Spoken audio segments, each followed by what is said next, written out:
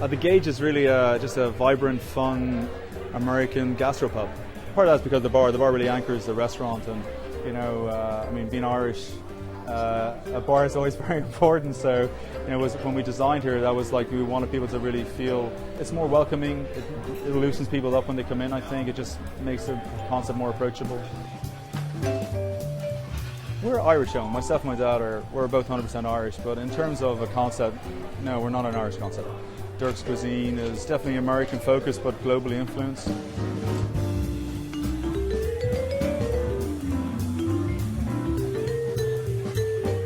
We do definitely have all the attributes of Irish hospitality.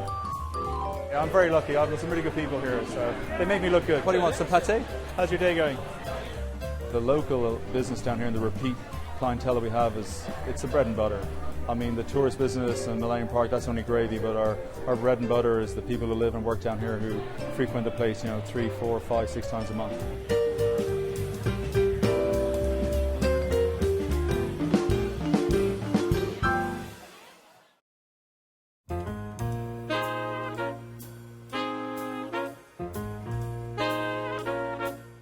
So Tristan, you say that the Gage is the place to be. Tell us why you chose it. It is absolutely some of the best food I've ever had, ever, anywhere. And it's always fresh, it's always new, and they're making changes. It's got this like this Irish hospitality, but it's not Irish food, and it's not like just your regular pub.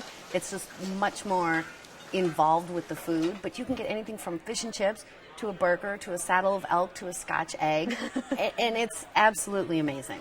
So our friend Elliot here tried the Scotch egg. I did, and I loved it. And I've never had or heard of a Scotch egg, but it's literally, it's a deep fried egg. It's a deep fried egg. Really well It's done. like bacon and eggs, Yes. neatly packaged. I mean, how can you not like anything that's deep fried, right? I mean, it's unbelievable. Right. I really enjoyed it. I had a great experience. I went there with my family for my parents' 33rd anniversary. So it was a special night. Yeah, cheers to them.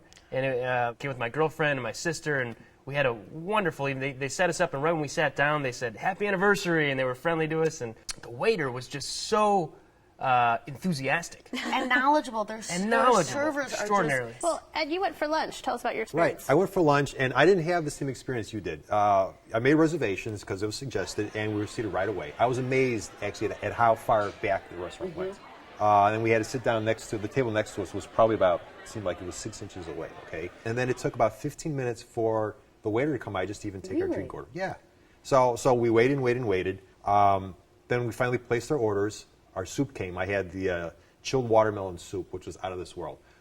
But I couldn't try it at first because we had no soup spoons. So my experience wasn't quite the same. I mean, the food was good, but I really had an issue with the waitstaff. That's unusual. I haven't had that experience. But a couple of my favorite things, this last visit I had, I was there for lunch, and I had the banh mi sandwich, which was new on the menu. It was so good. It was huge, fresh, big shrimp. I love the mussels. I never really thought that I liked curry. I was wrong. Mussels vindaloo, I love curry. My favorite thing of all was the tomato ragu on the zucchini, the fried zucchini. Everyone in my family loved it. They're very picky. The deep fried egg. Beat out the deep fried egg. So it was good for what it was. If you're in the mood for a deep fried egg, But, I got the ribeye steak, naturally aged 16-ounce ribeye steak. Really great piece of meat. So, Ed, you had the soup. What else did you order? It was a soup and half a sandwich, and it was the chilled watermelon soup, like I said, and then a pork belly sandwich, which came with fries. Never had pork belly before, believe it or not, and it really was delicious. And then for desserts, we shared a dessert, and it was a sour cherry strudel with Szechuan peppercorn ice cream, drizzled with caramel. And, I mean, it was delicious. It was put right in the middle of our table, and the lady next to us, though, okay, it's like sticks her nose like this far away from the thing. Oh, what is it? Oh, that looks so good. Oh, what is this? I mean, she's pointing. I was just going to give her a spoon and say, take it. Go to your table. Here you go. There's like eavesdropping. She's like foods dropping. Exactly. And here's the thing. You just got to realize that, look, you were the star because you ordered a great dessert, and everyone wanted to know what it was. I guess so. So I highly recommend that dessert unless you don't want people reaching over into your table, okay? So, Elliot, describe the area. Yeah, it's very touristy. So you get... And we love tourists. Yes. We love tourists, yeah.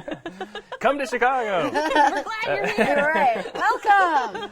But someone may have just come to visit the city and said, gee, let's get some nice dinner. And they walk in here, and I think they'd be pleasantly surprised. They stumbled on a fantastic restaurant right in the, right across from Millennium Park. Great location. Right. The excitement of Michigan Avenue bleeds into the restaurant. That's a great way to put it. I disagree with both of you. I mean, I felt that the restaurant was suffering from a little bit of an identity crisis. What do we want it to be? Do we want to be a pub? Do we want to be a gourmet restaurant? Do we want to be a restaurant for tourists? Do we want to be one for locals?